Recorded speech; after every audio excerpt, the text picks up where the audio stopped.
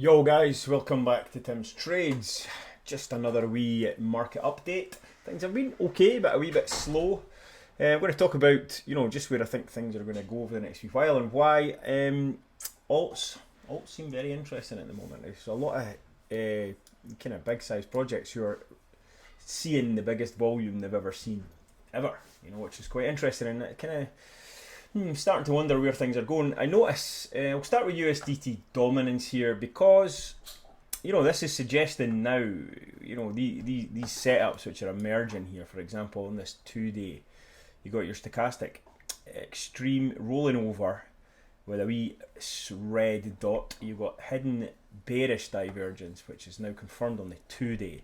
And we have this volatility which is just dancing around extreme lows. So that's a bearish setup, right? There's no denying it.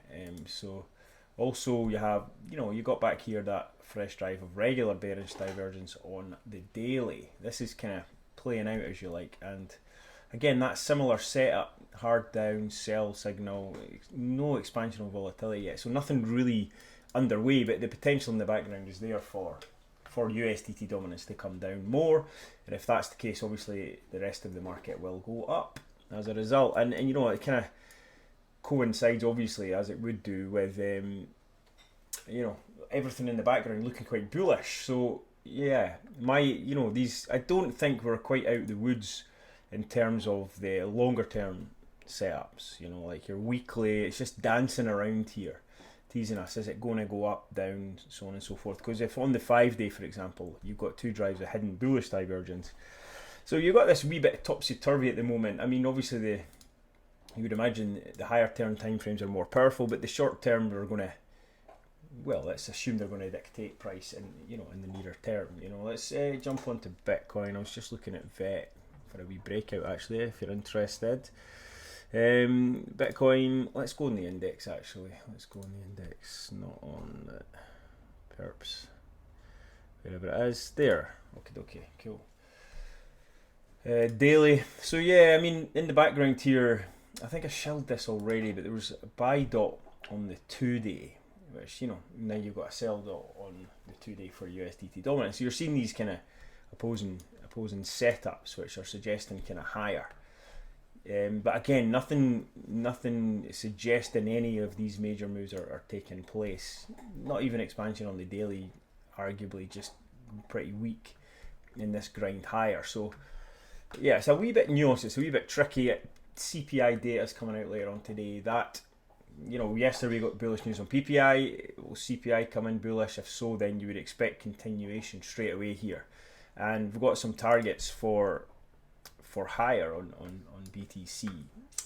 This 1-to-1 of this ABC move that's kind of brewing would be 116, 170 with an inverse retrace from the high to the low, which is giving us resistance.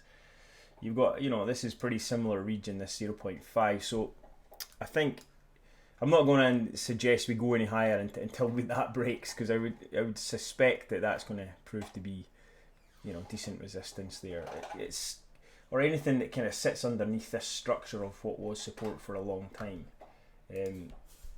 Let's just draw a wee horizontal line there, so it might get a wee bit higher, and if it can start to break and hold above this region here on a daily, then you're starting to think, okay, maybe that was a bottom and we go higher. There is a lot of talk now, and there's a lot of talk about cuts. Obviously, everyone's expecting at least 1 quarter basis point cut. We maybe get 2 even, and CPI data, if that comes out low today, which would be kind of indicative of the fact that Mr. Powell might cut a bit more, maybe you get 2. I think the odds on that are still pretty low, and I think 1 arguably would be priced in, so it might not do anything to the market. It might just kind of continue on its merry way, and we get that low, or that next dip lower to maybe 100k or so. We're going to have to wait and see. I'm not going to try and predict it. Prices a wee bit slow, a wee bit grindy. Alts are doing okay. They're not doing fantastic. Some, as I said, I think WorldCoin got the biggest ever daily volume it's ever seen. There was one more, and I forget what it was. This volume here, let me just see if I'm not talking garbage. Yeah, you can see this huge volume that came in there, and it got a really big run. And there was one more kind of decent size alt, I forget what it was, but that had the same, and I was like, that's curious. Why is all this volume piling in? Are we in alt season? Dunno. I'm not going to say that yet. Let's just watch, wait and see. I mean, the Bitcoin dominance hasn't really broken down to the 57% level I was looking for to suggest that maybe we are coming into alt season. Once we get below 57 in my head, then okay, now we're talking. But I don't even know where the dominance chart is. I've got too many different charts on there. Anyway, 57 is what I'm looking for. In the shorter term on BTC, I mean, it looks pretty decent after this move up yesterday off the PPI. So, you know, a correction could come. I would say as long as we're above this little consolidation on this trend line that you can see, where, you know, we can expect continuation. But that can take you all the way down to, let's say, 111,500, for example, if you got a sell off at PPI, which was a bit of a fake down, and then move higher. But yeah, we could suggest go higher so long as this trend line is holding, so long as, you know, we're not take out that low. Basically, that would be more important than the trend line, I would say. Yeah, and my target, I would certainly, you know, be looking at short on first pass of like 116. You got the 0.5 on this. This is Binance Perps. It's a wee bit tidier. It's pretty much spot on this one, basically 116. So I might take a small short up there. I've got long running anyway. Close off, try a short.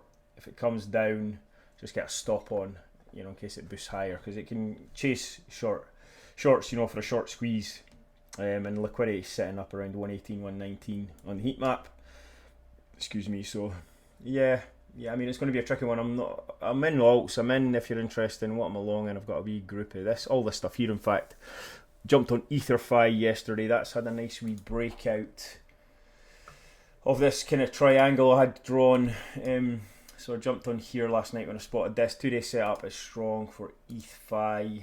You know, this is, you know, you're seeing expansion now. So this, technically, this would run, you know, up to, you know, like 230. What's that now? So that's a good move. You know, I'd take all the way up there. That'd be brilliant.